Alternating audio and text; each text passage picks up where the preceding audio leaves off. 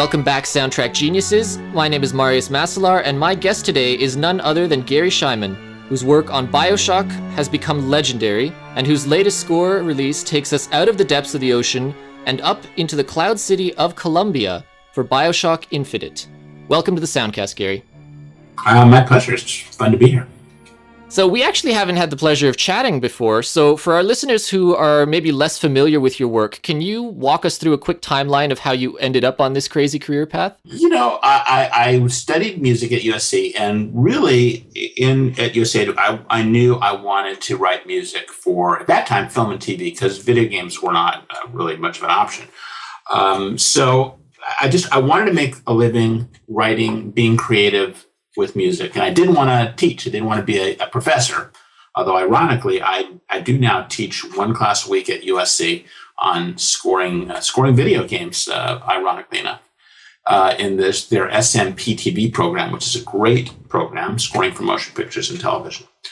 So I got out of USC, and I started working almost immediately for two gentlemen named Mike Post and Pete Carpenter. And they, this is the 80s. And so they had all these TV shows going. They were scoring The Greatest American Hero, The A-Team,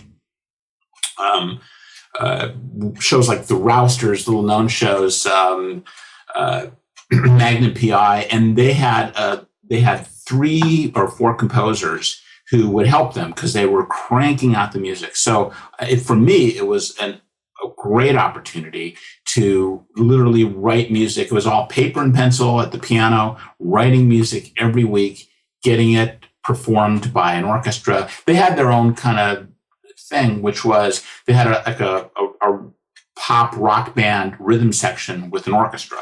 And so their stuff was like pop rock driven, orchestral, etc. And that wasn't like my style, but I remember Pete Carpenter saying, you know, Garry, the cool thing is when you work for somebody else, it may not be your style, but you learn another style. And one of the things I learned from that was, you know, you just have to be prepared to write in lots of different styles if you're a score composer. So I got my start in that, and ended up doing my own thing, doing TV series, a lot of movies of the week, when that was a popular genre in the 80s and 90s, and some movies, low and medium budget movies. And in the 90s, I also scored some video games for a company called Philips Interactive, which was a company that had their own hardware briefly, footnote of the video game industry. They had their own thing called CDI. And the cool thing about CDI, maybe the only cool thing, because it went away. But no, I mean, I don't want to judge CDI, but you could take music, recorded music, and compress the hell out of it. Not as good as we compress music now with MP3s, but you could record music and then put it on this new technology called a CD, which had 700 megabytes worth of data. It was massive, which now, of course, seems tiny, but it was a big breakthrough at that point. And so the cool thing was I recorded one of the very first orchestral scores for a video game, so I have a little footnote in history as well on that. I don't know if it was the first. I think there may have been one other, but there wasn't many others. If among the first. It was among the first. I like that, among the first. So, but that, when my friend stopped working at Philips, and and it was, video games still were not that interesting from a composer's point of view in the 90s. It was really in the this end of this side of the century that the technology really caught up and made for really creative genre. All of a sudden you had really cinematic style scoring and games potential. So in 2004, I had an agent at the time, sent my resume over to THQ, may they RIP, and they heard something on my demo that they liked, and it was this Bernard Herrmann. I don't know if you know who Bernard Herrmann was. I do. I'm a big fan. One of the great film composers of all time, and it had this style to it. And they were making a game called Destroy All Humans, and it was this tongue-in-cheek 50s kind of sci-fi thing where you play aliens coming to Earth, and they wanted that Bernard Herrmann, the day the Earth stood still kind of vibe, and as it would turn out, I had scored a project, a TV project that with an orchestra that totally nailed that. And so when I heard that, I go, well, if you like that one cue, you're going to really, I've got a whole bunch of stuff that's totally nails Bernard Herrmann. And I could and still can totally nail Bernard Herrmann style because I just loved it. I listened to it, it was in my DNA because I just thought that was one of the first. He was the guy who, I remember the first scores that I heard, like Mysterious Island, that really kind of, wow, this music is different, I really remember as a kid listening to seeing those old movies and going, wow, that's really cool, that score. So in any event, I sent them that and they really liked it. And then they said, well, would you do a pitch? A pitch is like a demo to see if they want to hire you. And I thought to myself, and I said no. Because I thought to myself, I said, holy shit, if they don't like, excuse my language, if they don't like that, they're not, my demo is going to it's not going to be an orchestra. It's not going to be as good. They're not. So I just said, I forgot about it. I just said, no, you got enough to determine whether to hire me. Right. And I heard nothing for a month or two. And then they came back and said, we want to hire you. And I was like, whoa, cool. So, and then when I got into it, I really enjoyed scoring that game. And I worked with a lady named Emily Ridgway, who was the audio director, who then went on to get hired by a company in Boston called Irrational Games. Ah. And what was Irrational Games making then? Bioshock. Bioshock, yes, exactly. So it kind of was, Bernard Herrmann led me to Bioshock, shall we say, some mysterious way. So then she and I, she really liked my music on Destroy All Humans and was absolutely wanted me to score Bioshock. And they were like, they didn't know that music was important in game. Music wasn't on the top of their priority as far as what the Bioshock score should, or the Bioshock game should be. I think they were thinking very ambient music at that point. So nobody said, who the hell is Garry Schyman? And they let her hire me. And then I did do a job that Ken really, really liked my music on Bioshock. And so that kind of leads us to, I think I answered your question, actually. Yeah. I mean, it's an interesting story. Actually, one of the things I was going to ask you is what you thought of that early landscape of working in video games. And you sort of touched upon it being less interesting than it is now. But obviously there was something about it that kept you interested enough to want to return to it sometime later. Yeah. Well, I mean, CDI was not in any way similar to what we would call a video game now. I don't know if you know anything about CDI, but if they were like video trees, do you remember video tree video games? Vaguely. Where you see a scene and it's literally, you score it like a scene because it was actually shot, it had Robert Culp in it, who was somewhat well-known actor, TV actor. And you watch how some mystery, it was like Rear Window. And so you saw the scene, and then depending on decisions you made, you'd see a different movie, and it was like a video tree. It was kind of a strange format, but that was what they thought video games should be, So it was only minimally interactive, really. It was sort of like a choose your own adventure, but with linear segments. Exactly. So I mean, that wasn't representative of what I saw because I wasn't a gamer. I will admit.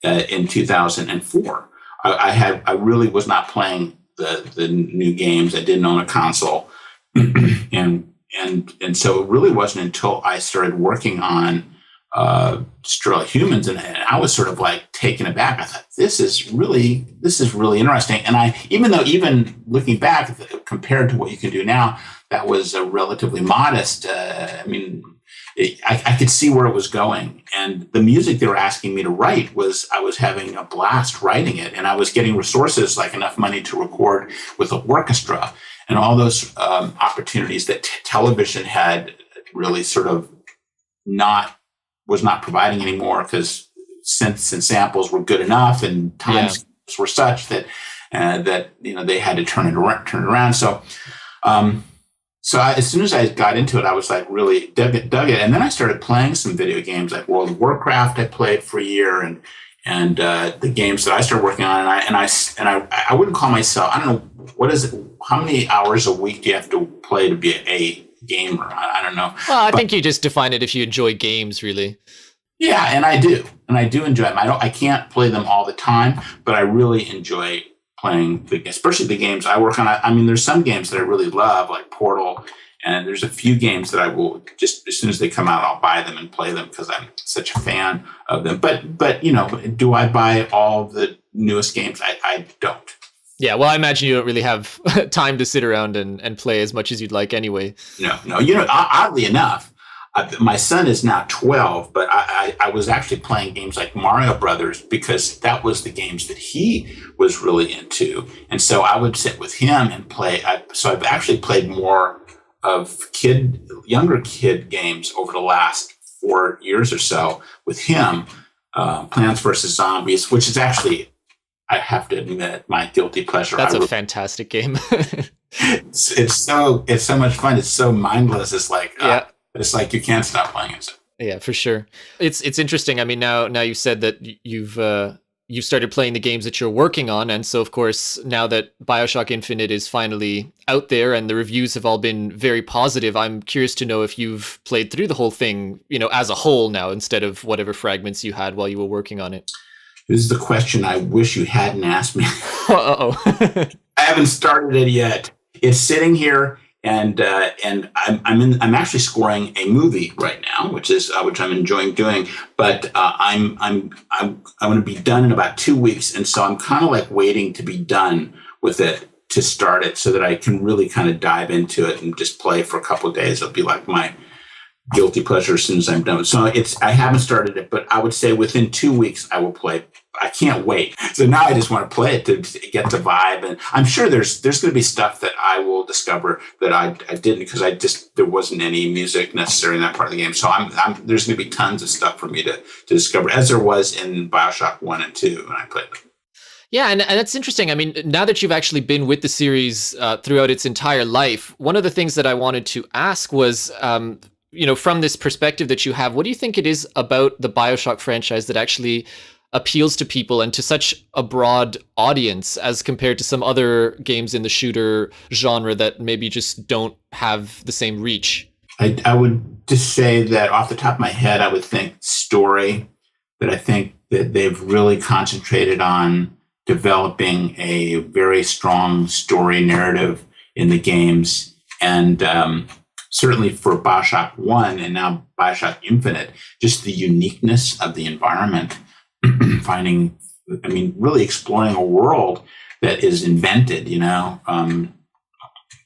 yes, borrowing from period artifacts and things, but sort of putting them, it's such a bizarre, topsy-turvy world. And yes, there are other games that do similar sorts of things, but I just think it's the whole package of really, really cool gameplay, fun combat.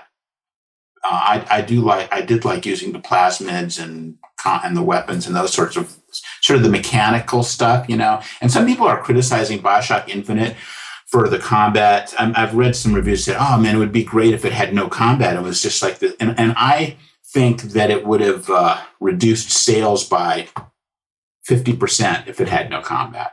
I think it needs that because it's part of the appeal of the game to a lot of people. Yes, they want to discover the world, but I think they also want to have the thrills that combat provides. So I think very wisely they needed to include that. So I think it's sort of a combination of just creativity and cool, fun combat and just exploring a world that they've so thoroughly thought through. And and it's so interesting. And certainly, if you love history, you kind of get to go back in time, And, Yeah, well, I mean, it's a broad topic. I know for me, it's definitely that that sense of being able to actually explore a world that is so obviously loved by its developers and is so detailed and so rewarding in the number of just layers of things that you can find if you actually have some patience as you're playing. I know that I don't typically have that same reaction to a lot of other shooters that I've played, so.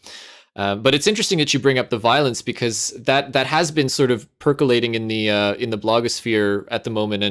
And one of the questions I was going to ask you was whether the level of violence is there as a conscious design decision to appeal to more players, or whether you think it's actually more tied to how they wanted to tell the story. Because for me, having not gotten very far in the game yet, it's difficult to judge. Let me say this, because I don't know the answer to that. It's not like I've sat with Ken Levine and we've discussed this. But I remember I don't know if you recall that when the image that was going to be on the cover of when you bought the game, the physical cover, and it shows Booker and he's holding a weapon. Yeah. And it was criticized because it was sort of like, oh man, it looks like any other shooter. This game is supposed to be this creative, and they went with this image. And do you remember that tiny controversy? I think I only read one or two articles. I didn't realize that it was a bigger deal than that. Well, I don't think it was a huge deal. It was a blip. But Ken responded, and his response was completely frank and honest, and he completely sort of disarmed the critics. He said, look, we're trying to appeal to a wide audience. If we're going to make a game and we're going to spend this much time and this much money, we have to sell a lot of games. Yeah, I mean, it's a practical necessity. Yeah.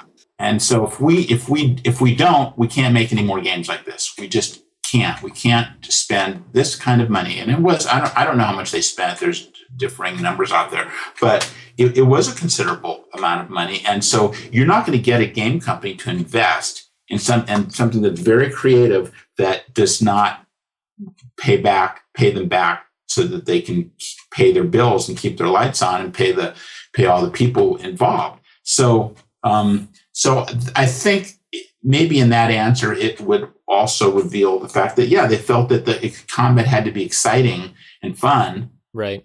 And maybe that was all they were trying to do, just to have that part of the game be exciting and fun so that you also played the other parts of the game and discovered this world and discovered all these secrets and all these really creative other aspects of the game. So that would be my guess, that it is intended to entice players to buy and play the game so that all the other stuff becomes, and I think that's true. I think you see that in movies. You want the big movies have to have a certain level of excitement to them if they're action movies to justify people, a wide audience wanting to go see them. Yeah, it's true. It's true. Well, I mean, one of the creative aspects that I know drew me towards it is, of course, your musical score. And I remember being tremendously surprised by the first game in terms of the music. I don't know what I was expecting, but it completely blew me away. It was one of the most overwhelming musical experiences that I've had in a game. So now that you're, 2 games later, I was interested to know how your process and your perspective on the music has evolved over the 3 games. I mean, was it a very similar working experience, or was there a lot of sort of flux between the 3 games? Well, each one was different. The original game, I was working with Emily when she was at Irrational. And like I said, the expectations, I kind of think Ken and the others there would kind of just let us do our thing. And we weren't micromanaged. But when they heard stuff, they liked it. It was like, oh, that's cool. Keep doing that, That's great. And I didn't feel too much from anybody was pretty much just, if Emily liked it, it usually was in the game and nobody, there was no issue. And so it was really just coming up. It was just really being creative. It did take me time. Emily is a very creative person herself and was studied music. So, it's like anything you try. I experimented. And then one day I remember literally finding, wow, what if I took these sort of aleatoric, atmospheric, kinds of sounds, and then against that had some solo violin, and that would be so it was kind of like the different styles of music, combining different styles of music. I don't know how much you know about classical music, but it was like the style of Berg violin concerto against Ligeti and Penderecki, and then throwing in music concrete. So it was kind of like additive, taking these different styles, and when I played it for her, that concept, she was like, that's the Bioshock sound. It was like, that's it, you found it. And I was like, yes, that is it. That's the sound. And it took a lot of time, but once I found it, then it was fairly not straightforward, but it was like, okay, now it flowed naturally from there. It flowed naturally because I once I discovered it, it was like cool. And then things like, Welcome to Rapture was sort of in its own unique style. It was a sort of like little mini violin concerto, and that's an interesting story in and of itself, where the direction was, okay, you're going down to the scariest place on earth. So write the scariest piece of music ever written, Oh, wow. Okay. Oh, great. So I wrote that and then I sent it to them, and then Ken said, no, that's too scary. We don't want to like telegraph like, you're going to a scary place. We want it. And so I said, I totally agree with that. So I said, okay, what if it's more mysterious, and so I sent that to Emily. I started working on that little thing, but halfway through she goes, yes, that's great. That's really cool. So that's how I got there. The scary piece of music ended up in another part of the game, actually. But that was really, really, was an example of sort of like, get you. And that's so common. That happens in film and TV and games. So in any event, so that was that process. Then with Bioshock 2 was very straightforward. I had a great time. I worked with Michael Camper, who is the audio director on that game, and he's wonderful. And he did not want, him and Jordan Thomas, who had worked on the original Bioshock, he was a level designer. He had developed the Fort Frolic level, which is maybe one of the coolest levels in Bioshock. And so they pulled him away, and they created a new studio called 2K Marin, and they made Bioshock 2.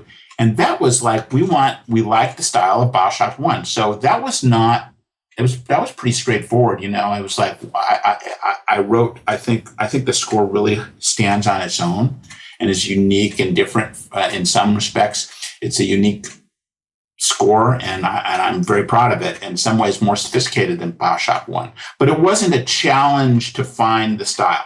Yeah, because you'd already defined that. Right, I'd already defined it, and they didn't want to change. So, but then when I started work, Bioshock Infinite was more, because we all agreed that you're not in Kansas anymore.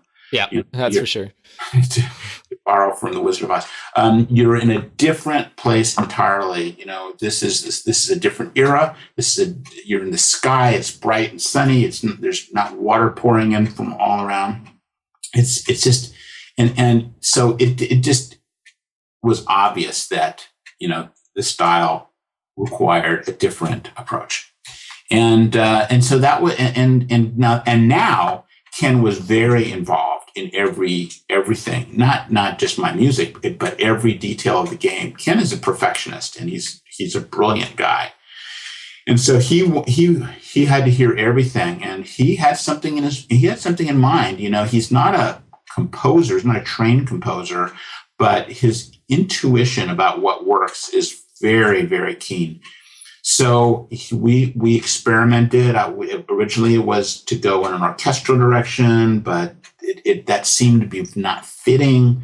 And so actually it all sort of came together when I'm thinking, okay, I really haven't found, and I didn't need, they hired me too early, to be honest. I was like, I was doing other stuff as well. So I was really thinking about what's important in this game. And it was really after E3, I forget what year, E3 2011 or something, or 2012, must have been 2011, that they discovered that Elizabeth was really important, was more important than they thought she would be.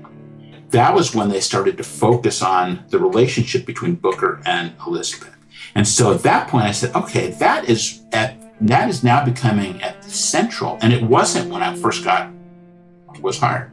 So I wrote a theme for Elizabeth, and it was this sort of simple melodic American style. I hired a cellist and a violist and went into the studio and recorded them. They didn't even ask for it. I actually paid for it myself. They reimbursed me later.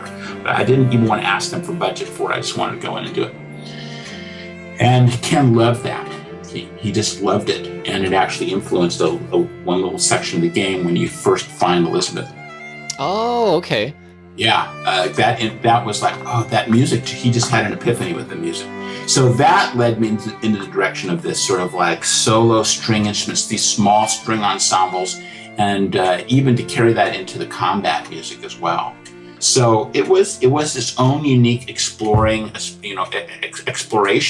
to find what would be the appropriate, the cool style, the thing that really defined it from the score. And obviously there's licensed music, but this was different.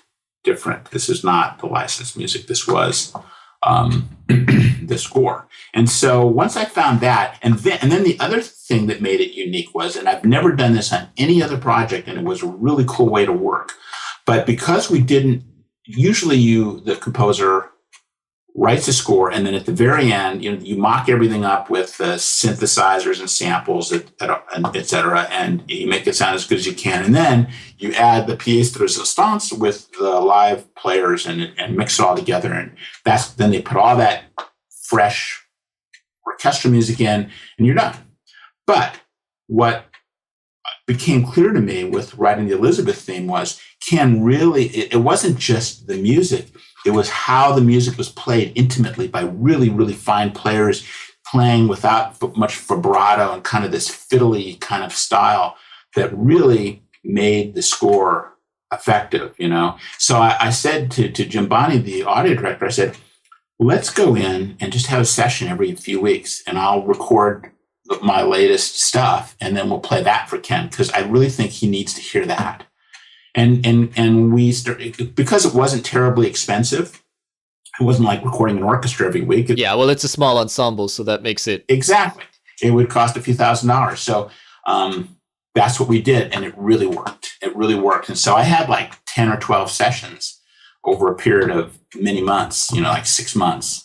And that's how the score came about. So that's kind of atypical. I mean, that would be something that I would think going forward you'd want to try and work like that again whenever possible. I imagine it was obviously much nicer than hearing the sampled version until the very end. Yeah, I mean, look, you couldn't do that with an orchestra.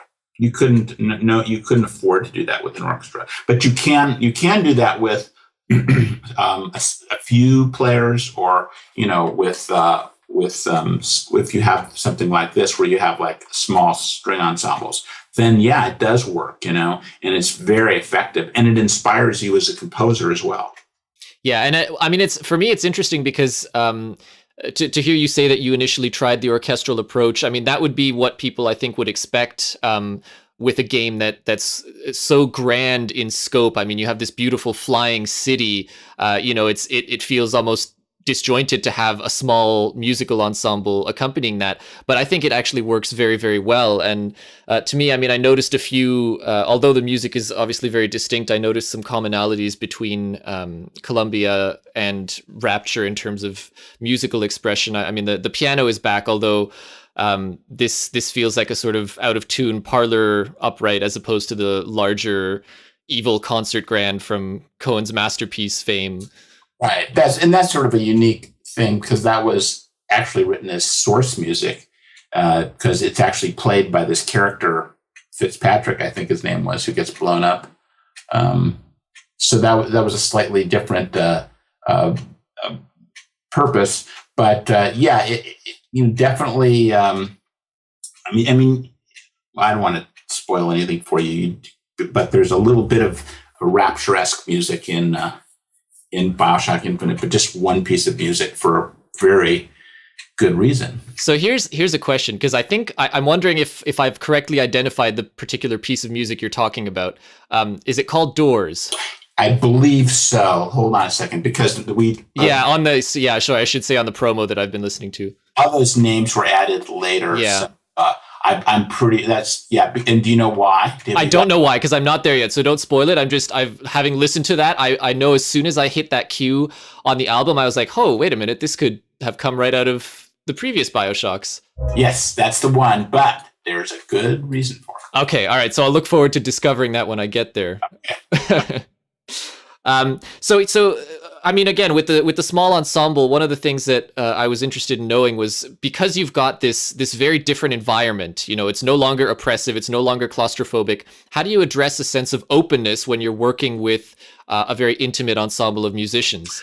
I don't know that there's any contradiction at all, really. I think that you can have a very open sound, and I mean, think of fiddle music out in the country, and that has an open feel to it. So that right. Contradiction didn't feel like an issue. And towards the end, I started working with an ensemble of 10 players. So I would have 3 violins, 3 violas, 3 cellos, and a double bass. And every now and then I would double them if I wanted a slightly bigger sound. So there's a couple of cues, like Lighter Than Air, that has a slightly bigger sound to it, and it also has 2 layers. There's the layer that sound, this sort of the Stephen Foster song kind of layer, which is very tonal and sort of pretty 18th century kind of, very song. Very Americana melodic. Exactly. But underneath there's this sort of chromatic kind of noodling around against it, and so that was done as 2 different takes. Oh, wow, okay. Yeah, and then put together, because I didn't have enough players, and I thought, we should get some separation in case they don't like this. Then we could use maybe just the tonal part of it. I was giving myself a get out of jail free, just in case, because if you record it together, you're stuck with it. Stuck with it, It's actually, I was reminded that particular cue, the fact that it was separated in that way, it reminded me of a cue from the Dante's Inferno score, which I believe was actually Paul Gorman. The cue that plays when you're crossing the river Styx. I remember that one has some very uneasy strings going on, but then there's this really beautiful choral part that's sort of flying above it. Same kind of split. That was one of my favorite cues from that score. But anyway, so back to Columbia here. One of the things that I have noticed so far, and this, again, I'm not that far in the game yet, but so far I'm noticing that the character, not necessarily themes, but the way you address the characters has been kind of very ambiguous. You're very elusive about telling us whether we're supposed to be too fond of this character or not. And personally, I think that's great, but I'm just wondering how that came about, this sort of ambiguity with character portrayal. And are you talking about Elizabeth's theme, or Elizabeth, and even the villain treatment is not as, overtly evil all the time as I might have expected. Well, because you have to play to the end of the game to find out who he really is. Okay. All right. Yeah. Well, so we're kind of I can't give you any spoilers, so we're at a slight disadvantage. But there are reasons for, I think, most of this, most of that, or it may be instances where you're playing a certain point in the game, and it's the appropriate music for that character at that moment. Even Songbird gets the sympathetic treatment at some point. Yeah. Okay, yeah. So I mean, it's just an interesting. Sometimes I feel like the music is in games tends to be a little too overt and telegraphs things more than I might like. And so I'm glad that I'm not getting that impression so far with Infinite. I think we can owe that to Ken Levine, because he likes ambiguity, and he doesn't like traditional film score sounding scores. So a lot of that is really Ken really sort of saying it's okay to do this. It's okay to be ambiguous and do these really cool and interesting things. So that is one of the, I think that's one of the unique things about Bioshock is that you have someone with a really strong intellectual sort of intellectual intelligence. Is that? But really a brilliant guy, really thinking about this stuff and really giving me like, wow, that's a cool license. I can do that. Thank you. That's pretty cool. I don't have to go with the cliches every time, the bad guy walks in, I don't have to, you can address the subtext instead. Yeah, and address the subtext and maybe he's bad, but maybe there's a reason he's bad, and maybe you need to understand who that character really is. And at that moment, and even bad people were nice sometimes. It's like, and so it's like, all that ambiguity gets addressed, and to some extent, I get to do that with the music. So, I mean, if you have a specific moment you wanted to ask me about, I could maybe address it more directly. But I do think, in general, that's the answer. Yeah, well, I mean, it's just a general impression that I wanted to bring up because it's something that I noticed and appreciated right off the bat is just that lack of the sort of immediate telegraphing of, okay, this is an evil character and this one's good, and that was nice for me to hear. But since you mention some of the villain contexts, obviously there's quite a lot of combat in the game, and one of the things that I notice about the combat music is that there's some very interesting percussion going on there. I noticed things that sound almost like plates and atypical things. What's going on there? What percussion are you working with? We decided that we tried some experiments. I tried some orchestral combat. We thought, because at one point the thought was, well, the combat needs to be orchestral at least, because that's really intense. It's the only way you can get intensity.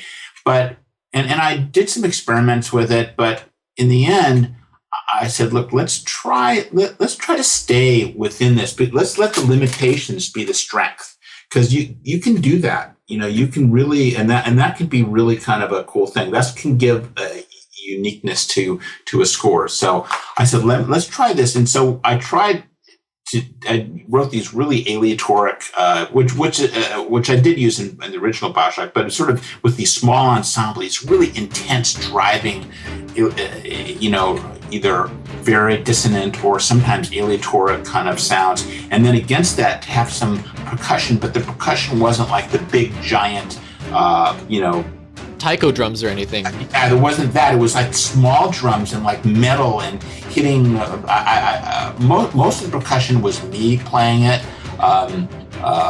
We did bring in a percussionist for one of the sessions, and he did some really cool things. The percussion didn't have to be all quantized perfectly, and it was almost like, okay, it could be like almost like warriors banging on drums before they go into battle, and they're not drummers, they're just people sort of like intensely banging on something, you know what I mean? It didn't have to be perfectly in sync, and it just had to have this sort of driving quality to it. And I recorded some of my own drums. Jim Bonney actually recorded a drum and sent it to me, and then I recorded that. And sometimes they were like small, in-your-face drums. So it was really kind of trying to find something kind of unique for it, and I think it worked really well, because when we started putting the combat music into the game, the development teams, because they'll start to hear it, because they're all in the game all the time, and when something gets into it, some music gets put in, they were like, wow, this is cool. Whatever you're doing, keep doing that. That is really cool combat music. And that's a good sign. Yeah, it was a really good sign when the team started saying, whoa, what is that? That's awesome. So we knew we were on the right path with it. And so we just kept doing it. Yeah, I mean, it is certainly atypical just because it's not orchestral and the percussion that's there is unfamiliar. But I think it works very well, and to actually listen to it separately, I certainly get that impression of not necessarily being disorganized, but being a little more frantic than your typical action cue, where everything is fairly rigid and precise. So yeah, I'm not surprised to hear you say that was a priority. Yeah, it was a conscious decision. Yeah, it works very well. One of the things, I mean, zooming out a little beyond Bioshock here as we wrap up, one of the things that I'm always curious about with other composers is when you listen to a game score that you think is really admirable, whatever it may be, what is it that you pick up on? I mean, what are the qualities that you appreciate the most in a good game score? It's almost the same quality that you would hear in a good film score. And that is, you're not aware of it at first. You're so involved. It is deepening your involvement. Bad game scores are game scores, I think, that pull you out of the game. Right. And bad film scores are scores that pull you out of the film and make you listen to them and go, hey, I'm here, listen to me, I'm different, but they're different in a bad way. The best are unique in a good way, but you're so caught up. You're so deeply, and then only after you go, wow, there was music there. Yeah. Let me listen to that. Maybe let me listen to that track on its own, that you start to really appreciate it. So it has to be both fit the film or the game or the TV show. And at the same time, when it fits and it's also cool musically, that's the 10, that's the best. Yeah, that is the holy grail. And it's interesting because one of the things that I've heard you mention before is well, I mean, you've expressed some concern about this sense of immersion, and especially on the technical level when we talk about interactive music implementation, and you said that you have some concerns about music being so interactive that it starts to affect the creative integrity of the score. So I'm wondering, now that you've been doing this for some time, if you can identify sort of a happy medium where the score is interactive enough to be very, very immersive, but also has enough space to breathe as an independent musical item. Yeah, I mean, I have talked about that, and I really do believe that my cliche that I'll say it and I'll say it again, but I do not want interactivity to be the enemy of creativity. And so it's really important that, because I do hear game scores and the music is pretty bland. It fits like a glove, I mean, it's like everything you do gets scored. And it's like it can almost be annoying. And my friend Marty O'Donnell, who of Halo fame. Yes, of Halo fame, has said, if you have a character and he's going up a big set of stairs, and each step is like the rung, it's like playing a note on the piano, people will start playing the stairs like they're playing a musical instrument, and it's actually drawing you out of the game. Right. And it's the opposite of what the score should be doing. So if it's too interactive, people start playing the score. And I think and people have told me that it's sort of annoying, and then the music can get very bland and layered in such a way that it's you really are not generating creative music. You're just creating music that sort of really closely follows every action of the player. So I think that's a mistake. I think it can draw you out of the game. Maybe someday there'll be a J.S. Bach of video game scoring who can do that and brilliantly do everything. You know what I mean? But it has this great genius. But in general, I think that it's more important to be creative. And if we miss a cue or miss a hit, or it doesn't matter. If the music is really cool, that's more important. That's way more important. So would you say that what you've accomplished now with Bioshock and what the team has accomplished in terms of implementation is sort of an ideal for you? Is that what you would strive for? Or is there an even better compromise that you can imagine? I think that implementation in Bioshock 1 and 2 was very good. I have not played Bioshock Infinite yet, so I'm going to reserve. I don't want to respond to Bioshock Infinite having not yet played the game. Yeah. So I have to wait and see. Everything I've heard about the game is that it is brilliant and in almost every respect. So I'm really looking forward to it. But is there? I don't know if there is ever any ideal, perfect anything. But certainly the games themselves are pretty cool, and they're pretty cool to work on. So I'm happy. Yeah, no doubt about that. Now, you mentioned that you're working on a film right now, and I imagine there's some other projects on the go as well. Is there anything that you're actually allowed to talk about, or? It's one of the sort of painful parts. I can't. There's nothing I'm doing right now that I can actually talk about, unfortunately. Oh well. So, but I have a game that I just finished a few weeks ago, recorded here in LA at Sony, and then I'm slated to go to London to record in the early fall, to finish a game that I'm about halfway through on. And then I have this movie. Actually, there's a little hiatus on this game score because they're making some changes. Okay. Can you believe that? They're making changes on a game. That's happened on every game I've been on where they're just dealing with fixes. that happened with Bioshock. Bioshock was delayed a considerable amount of time. But thank goodness, because they needed the time. Yeah, I was going to say, if it was instrumental in making it what it was, then that's, it's worth it. Yeah, sometimes delay is like, we have a disaster. But sometimes delay is like, thank goodness we have the time to really properly finish this game and make it great. As we wrap up here, do you have any parting advice for our listeners, many of whom are composers, actually, or aspiring composers? Do you think that they ought to follow in your footsteps of working with someone else, or in today's landscape, which is so different now with the barrier to entry being lowered? What advice do you have for them? Well, you have to be prepared. It's a super commitment. You're heading into one of the most competitive businesses there are, practically. So you really have to have an enormous commitment to it. I think you need to be talented. You need to be lucky. You need to be persistent. And I think it's good to come to a place like LA and live, because it's sort of the center of where most, not all, but most composers are. And you need to be open to any. I have scored everything. I've scored television shows.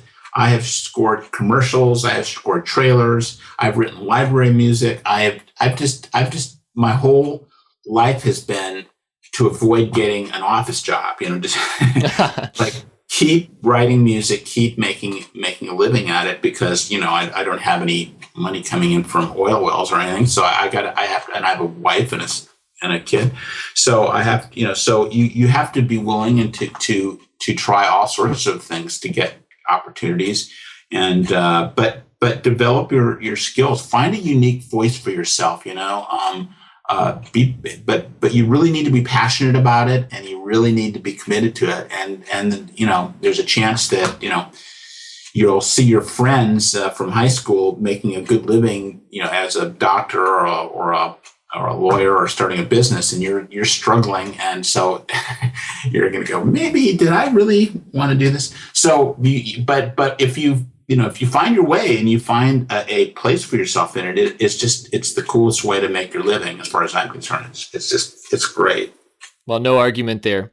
Garry, it was a great pleasure to speak with you. I hope your work continues to inspire you, so that we, in turn, can be inspired when we get to hear it eventually. If our listeners would like to keep up to date with your news, where can they find or follow you? Well, my website, I have, I try to update it. I'm actually in the process of getting a new website, so hopefully that'll be easier for me to add news to it. I have a Twitter account, though I always wonder, the most interesting things I can't Twitter, because it would be like telling you about stuff that would get me in trouble if I... Oh, yeah. I'd really like to Twitter this, really pissed at this person because they have such bad taste, whatever. I mean, I can't Twitter about some of the things I'd like to, but I try to tweet occasionally. So I have a Twitter account, and I also have a Facebook page that I put stuff in there. If you want to, I pretty much accept friends. If you want to friend me, I'll accept you. And that would be the best way, I guess, to follow me. What you're up to. Okay. Well, to all our listeners, make sure you do so. Follow Garry. And don't forget to follow us as well at Track Sounds. We're on Twitter and Facebook, and we share all sorts of soundtrack goodness. Until we meet again, stay tuned.